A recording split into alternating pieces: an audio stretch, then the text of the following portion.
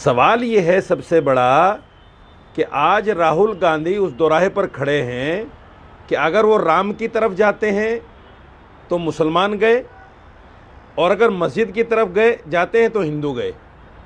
वो ऐसे दोराहे पर खड़े हैं और ये एक मंझे हुए सियासतदां की बात होती है कि वो किस तरफ जाए और क्यों जाए। यहाँ राहुल गांधी बिल्कुल विफल हैं अपने आप में। ये वरासत में तो मजबूत हैं लेकिन मजबूत लीडर नहीं है। मजबूत लीडर वो होता है जो निर्णय लेता है, फैसला करता है। मुझे फैसला करना है, मुझे आगे पीछे नहीं देखना है, जैसे मोदी जी करते हैं। तो मेरा मानना यह है कि राहुल गांधी की नाकामी की सबसे बड़ी वजह यह है कि वो फैसला लेने में बहुत कमज़ोर हैं। जब फैसला लेने का वक्त आता है तो दाएं बाएं हो जाते हैं। वैसे तो कहते हैं कि साहब मैं जनेऊधारी हिंदू हूँ और जनेऊ भी दिखाते हैं निकाल कर। तो राम जी कहने में उनको क्या दिक्कत है भाई? राम का दर्शन करने में उनको क्या दिक्कत है? और ये कौन सा सेकुलरिज्म है कि अगर मुसलमान है तो मस्जिद ना जाए और हिंदू है तो मंदिर ना जाए? ये कौन सा सेकुलरिज्म है भाई? सेकुलरिज्म तो ये है कि हिंदू होते हुए मस्जिद में भी जाए और मुसलमान होते हुए मंदिर में भी जाए। बहुत मसले होते हैं जिस पर मैं आपसे कभी अग्री नहीं करती हूँ, लेकिन कुछ बिंदु पर आज जैसे आपने कहा कि जब पुराने बुजुर्ग वगैरह मिलते आपस में सलाम दुआ होती थी तो राम राम कहा जाता है, जय राम जी की कहा जाता था। लेकिन जब राहुल गांधी ऐसा करते हैं तो हो सकता है उनके स्ट्रेटेजिस्ट उनको बताते हो कि मुसलमान जो है वो आपसे खफा हो जाएगा। वैसे भी आजकल AIMIM की तरफ ज़्यादा जा रहा है और इसीलिए पूरी कोशिश होती है उनकी तरफ से ये बताने की कि ये जिसे पसंद करते हैं, बीजेपी जिसे पसंद करती है, जिसकी आराधना करती है, उधर हम नहीं जाएंगे। नहीं, देखिए मैं रूबिका जी एक बात को समझिए, उनका ले देकर एक मुस्लिम वोट बैंक बचा है थोड़ा बहुत समझिए। बहुत कुछ नहीं बचा है, थोड़ा बहुत बचा है। आप क्या चाहती हैं कि जो थोड़ा बहुत बचा है वो भी चला जाए? आप तो राहुल गांधी को तो आप बिल्कुल कह रहे हैं ऐसा देखना चाहते हैं कि उनके पास कोई वोट ना बचे। राहुल गांधी की दूरी सिर्फ और सिर्फ मुसलमानों की वजह से। आपको राम का नाम पसंद नहीं है, आपको इमाम हिंद का नाम पसंद नहीं है?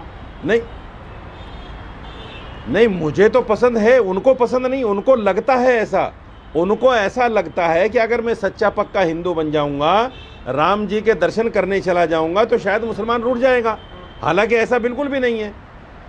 नहीं तो हो सकता है वो अंदर से नास्तिक हो। यही मेरा सवाल था। हाँ। नहीं, बिल्कुल नहीं रूठेगा। ये तो बड़ा हो सकता है वो अंदर से नास्तिक हो। वही तो सवाल है मेरा। वो ना जाना चाहते हो। राजू दास जी और मौलाना रशीदी दोनों स्क्रीन पर रहे। महंत राजू दास जी, सुना आपने? भाई ये भी आलिम है, ऑल इंडिया इमाम एसोसिएशन के बड़े हैं, आलिम हैं, और ये कह रहे हैं कि राहुल गांधी को ये लगता है कि मुसलमान जो है उनसे दुखी हो जाएंगे अगर वो जी राम जी कह जाए तो। हालांकि मुसलमान ऐसा सोचता नहीं। जी मैं कभी साजिद रशीदी जी के विचार के साथ कभी नहीं था, लेकिन आज इनके विचारों के साथ हूँ। आज इन्होंने जो वक्तव्य दिया है, इनके वक्तव्य के साथ इसलिए हूँ क्योंकि इन्होंने साफ साफ सही बात रख दिया। आज राहुल गांधी जी को मोदी जी ने किसी भी कार्य के लायक छोड़ा ही नहीं। उन्होंने सारे विषय को सॉल्व कर दिया, सारे विषय को समाप्त कर दिया। अब उनके पास मुद्दा कोई है ही नहीं है तो क्या करेंगे बेचारे? हिंदू मुसलमान, हिंदू मुसलमान, हिंदू मुसलमान, हिंदू मुसलमान, हिंदू मुसलमान। विषय से भटककर, विषय से हटकर एक भी राष्ट्र के पक्ष में कार्य और काम ही नहीं करते हैं। इसके नाते वो लगातार सनातन संस्कृति, हिंदू का अपमान करते हैं। राम मंदिर आ नहीं सकते और इसलिए नहीं आ सकते, उनको लगता है कि मुसलमान नाराज हो जाएगा, लेकिन मुसलमान ने तो बहुत सुंदर व्यवस्था कर लिया है।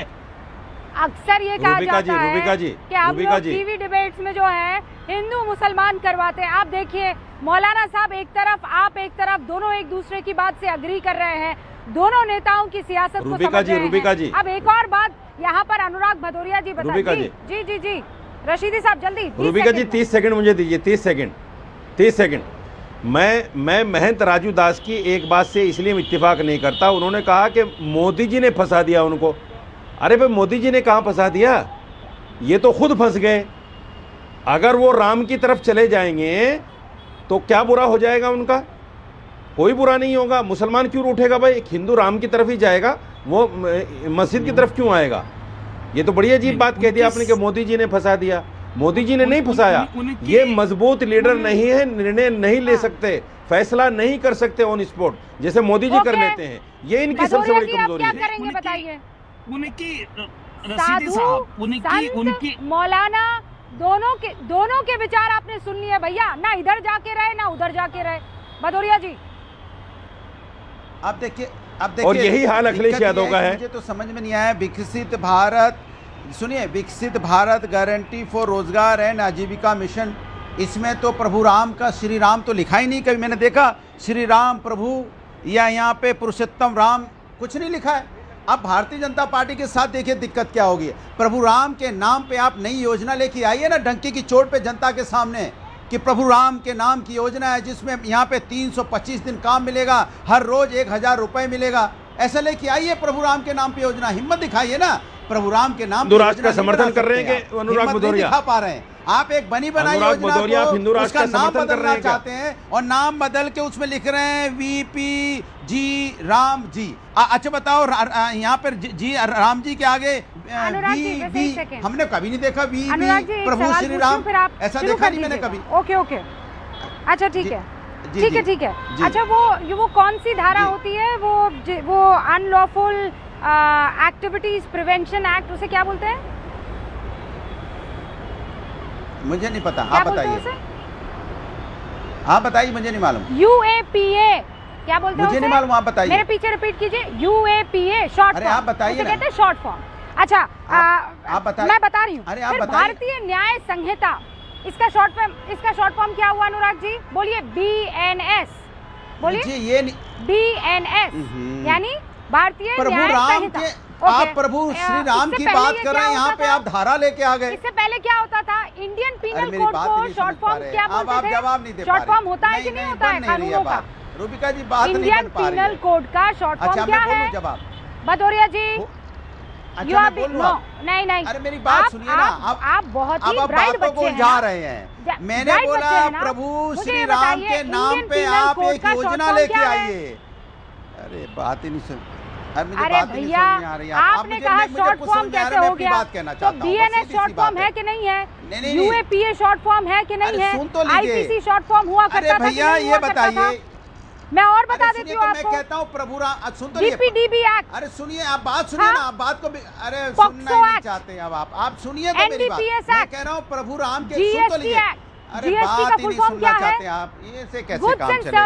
अच्छा ठीक है, आप मुझे बोलने दीजिए। आप कंप्लीट कीजिए इसे। अरे आप मैं कह रहा हूँ कि ये बताइए प्रभु श्री राम के नाम से अजीब ही लॉजिक लेकर आते हैं। लॉजिक दे रहा हूँ, सुन लीजिए। अरे सुनेंगे तब तो लॉजिक समझ में आएगा। सुन तो लीजिए, मैं कह रहा हूँ प्रभु श्री राम के नाम से योजना लाइए ना। बोलिए, इस प्रभु श्री राम रोजगार योजना लाइए ना प्रभु राम के नाम से। 365 दिन आप रोजगार दीजिए, हर व्यक्ति को 1000 रुपए पर दीजिए। किसने रोका है? प्रभु श्री राम के नाम से सीधा लिखने में दिक्कत हो रही है क्या? क्योंकि हम प्रभु श्री राम। अजय आलोक जी देखिए रूबिका जी, प्रभु श्री राम के नाम से योजना भी आएगी। जब लाना होगा एकदम लाएंगे, डंके की चोट पे लाएंगे, इनको कबूल भी करवाएंगे क्योंकि देश तो कबूल कर चुका है। ये प्रभु श्री राम को कबूल करें चाहे नहीं करें, ये देखिए छटपटाहट क्यों है, बात समझिए। अभी जो महाराष्ट्र के म्यूनसिपल कॉरपोरेशन इलेक्शन हुए हैं उसमें साबित हो गया है कि जहाँ भी मुस्लिम आबादी 25% 30% से ऊपर जाएगी वहाँ इन सो कॉल्ड फर्जी सेकुलरवादी नहीं चाहिए मुसलमानों को। Congress party, Samajwadi party, RJD ये सब नहीं चाहिए। वहाँ फिर चाहिए अपना, जहाँ आबादी बढ़ गई वहाँ चाहिए अपना AIMM